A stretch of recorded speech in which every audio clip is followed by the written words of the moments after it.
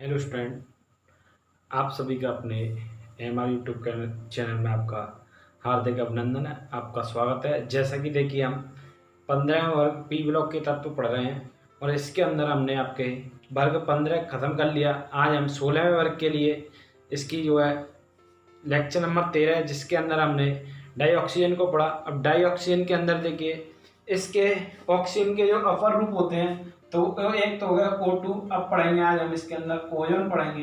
क्या पढ़ेंगे? ओजोन। और ओजोन का जो है सूत्र होता है O3। इसका मैं अणुभार की बात करूं, किसकी बात करूं? अणुभार की। तो वो क्या होता है? 48। कितना होता है? 48। अब मैं बात करूंगा कि इसकी अणु संरचना जो होगी वो क्या होगी।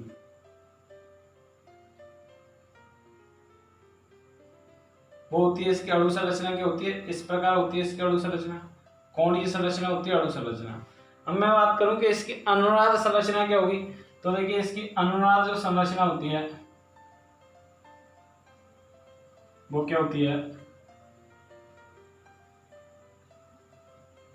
O single O minus plus double bond O, यानी अनुनाद संरचना मतलब एक अणु की दो संरचना बने, तो O डबल बॉन्ड O,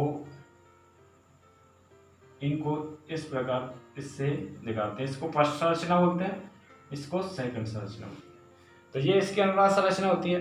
अब देखिए क्वेश्चन आता है कि इसकी ओजन बनाने की विधि का सचित्र वर्णन कीजिए। तो ओजन बनाने की दो विधियां होती हैं। नंबर 1 होती है आपकी सीमेन ओजोनाइजर विधि, नंबर 2 होती है आपकी क्या होती है? सीमेन ओजोनाइजर विधि, और नंबर 2 होती है आपकी ब्रोंडी ओजोनाइजर विधि। तो आज हम इन्हीं दोनों विधियों पर बात करेंगे, इनका सचित्र वर्णन करेंगे। तो देखिए, मैंने आपका समय बचाने के लिए इन दोनों चित्रों को पहले ही रेडी कर लिया है। यहाँ पर आपको किसी प्रकार की कोई समस्या नहीं आएगी। मैं आपको बताऊंगा किस प्रकार आप चित्र भी बनाओगे। तो सबसे पहले हम इसके लिए क्या देखेंगे? बनाने की विधि का समीकरण देखेंगे। क्या देखेंगे? बनाने की विधि का समीकरण, और उसके बाद सचित्र वर्णन करेंगे।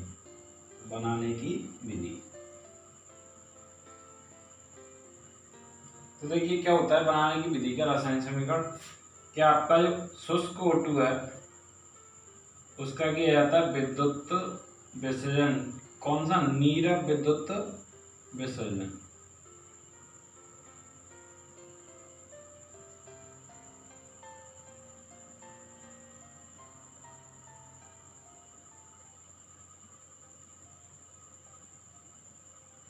तो हमें O3 प्राप्त होती है।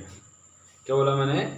जब जो है शुष्क O2 का नीरव विद्युत विसर्जन किया जाता है तो O3 गैस प्राप्त होती है। इसको बैलेंस कराएंगे, यहाँ 2 लगाएंगे, यहाँ 3 लगाएंगे। अब बात होती है कि नीरव विद्युत विसर्जन क्या होता है, क्योंकि मैंने बोला कि O2 का क्या किया जाता है? नीरव विद्युत विसर्जन किया जाता है तो O3 गैस प्राप्त होती है। अब नीरव विद्युत विसर्जन क्या होता है? नीरव विद्युत विसर्जन ये होता है कि जब हाई वोल्टेज पर इलेक्ट्रॉनों द्वारा करंट प्रवाहित किया जाता है तो उनके मध्य से स्पार्क निकलता है, यानी चिंगारी निकलती है, उसे बोलते हैं नीरव विद्युत विसर्जन।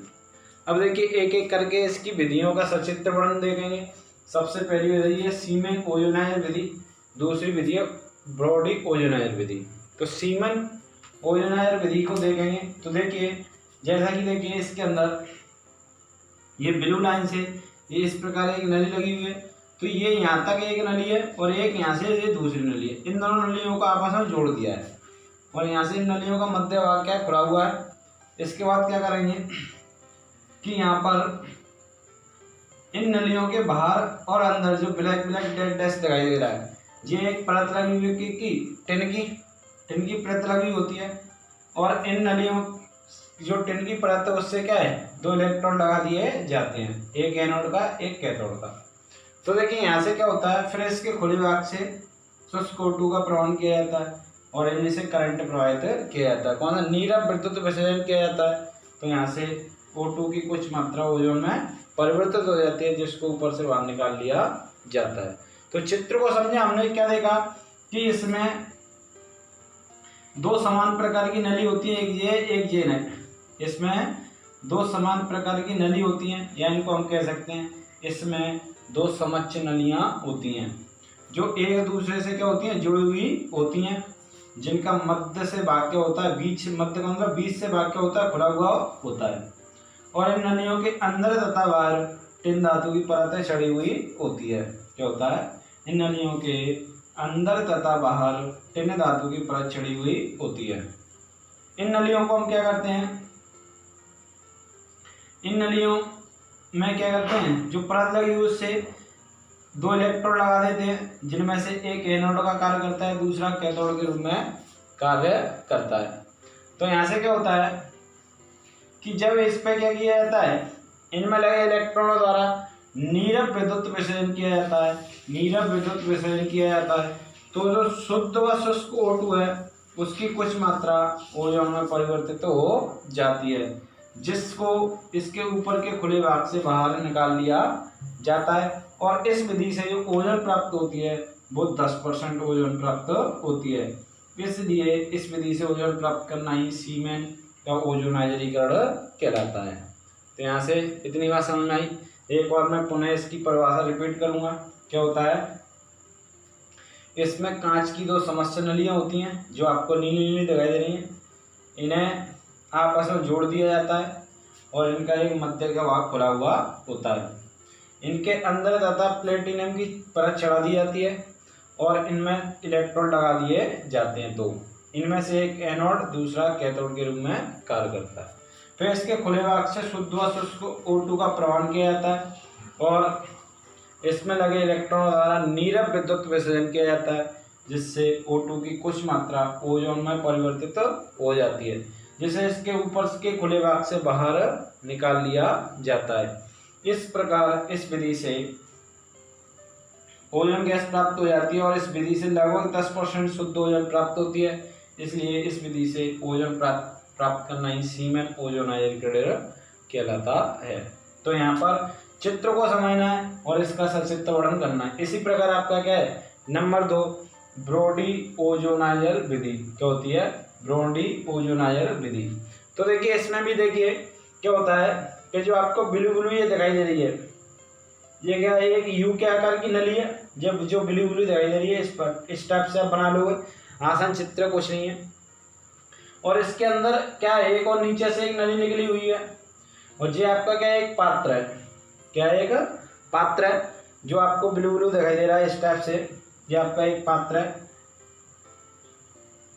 तो यहाँ से हम क्या करते हैं कि एक यू के आकार की नली लगी होती है, एक यू के आकार की नली को लेकर और इसमें इसके नीचे सिरे से एक और नली लगी हुई होती है, उसको हम क्या डाल देते हैं? एक पात्र में रख देते हैं। इसके बाद क्या करते हैं, हम इस पात्र में, पूरे पात्र में, जैसे इस नली के अंदर भी है तो ये पात्र में भरा हुआ है, पूरे पात्र में क्या तनु सल्फ्यूरिक अम्ल भर देते हैं। क्या करते हैं? तनु सल्फ्यूरिक अम्ल भर देते हैं। फिर क्या करते हैं, हम इन नलियों के मध्य में, जैसे इस नली के मध्य में ये हो गए और इस नली के मध्य में ये हो गया, या इस इलेक्ट्रोड को आप इधर भी लगा सकते हैं। इन नलियों के मध्य में क्या करते हैं, हम प्लेटिनम या कॉपर के 2 इलेक्ट्रोड लगा देते हैं, 2 इलेक्ट्रोड लगा देते हैं, जिनमें से कैथोड और एक एनोड के रूप में कार्य करता है।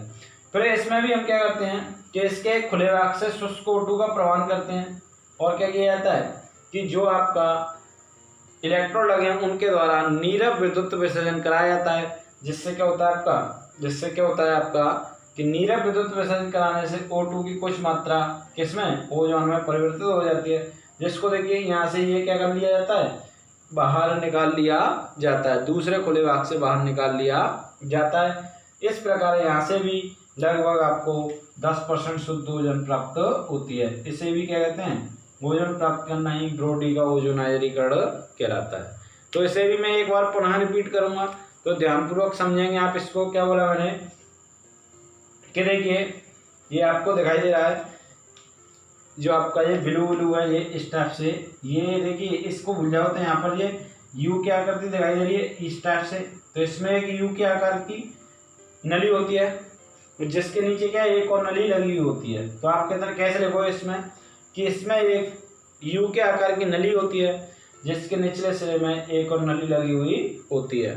फिर क्या किया हमने, इन नलियों को इसमें किसमें? एक पात्र में डाल लेते हैं और इस पात्र के अंदर इन नलियों को हमने क्या किया? एक पात्र में डाल लेते हैं और इस पात्र के अंदर पूरे पात्र में तनु सल्फ्यूरिक अम्ल पूरे तरीके से भर देते हैं। इसके बाद क्या करते हैं हम कि इसमें 2 इलेक्ट्रोड, इन नलियों के मध्य में 2 इलेक्ट्रोड लगा देते हैं। क्या एक इलेक्ट्रोड ये रहा, एक ये रहा कुंडली का इलेक्ट्रोड है, तो 2 इलेक्ट्रोड लगा देते हैं कुंडली का। तो यहाँ से क्या होता है, एक एनोड का कार्य करता है और एक कैथोड का।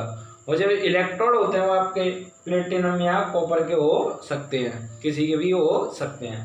फिर क्या किया हमने कि इसमें लगे इलेक्ट्रोडों द्वारा पहले क्या किया हमने, पहले शुष्क O2 का प्रवाहन कर दिया इन नली में, फिर इसमें लगे इलेक्ट्रोड द्वारा नीरव विद्युत विसर्जन कराया, जिससे O2 की भी कुछ मात्रा ओजोन में परिवर्तित हो जाती है, जिसको कहते हैं नीचे के नली से बाहर निकाल लिया जाता है, नीचे लगी नली से बाहर निकाल लिया जाता है। इस विधि से भी 10% ओजोन गैस प्राप्त होती है।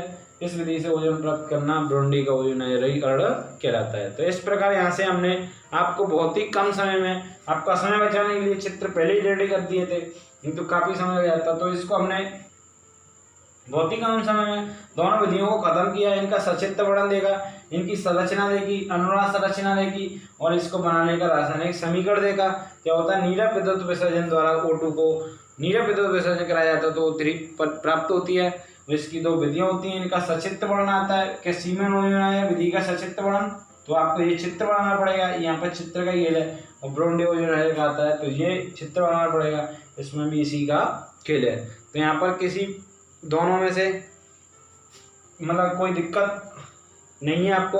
यदि किसी प्रकार की कोई दिक्कत होती है तो मैंने आपको पहले ही सारी छूटें दे रखी हैं, आप किसी भी माध्यम से हमें बता सकते हैं, कॉल करके, वीडियो मतलब व्हाट्सएप पे मैसेज डालकर, या अपने यूट्यूब चैनल पर कमेंट करके भी बता सकते हैं कि इसमें इस प्रकार की कमी है।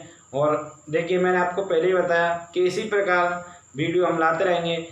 यदि आप हमारे चैनल को ज़्यादा से ज़्यादा लाइक कीजिए, सब्सक्राइब कीजिए, मतलब वीडियो को ज़्यादा से ज़्यादा सब्सक्राइब कीजिए, चैनल को सब्सक्राइब करना है और क्या वीडियो को लाइक करना है, जिससे कि जो भी वीडियो हमारे चैनल पर अपलोड होगी वो आपको उसी समय पर प्राप्त हो जाए। इसलिए आपको चैनल को सब्सक्राइब करना होगा और वीडियो को लाइक करना होगा।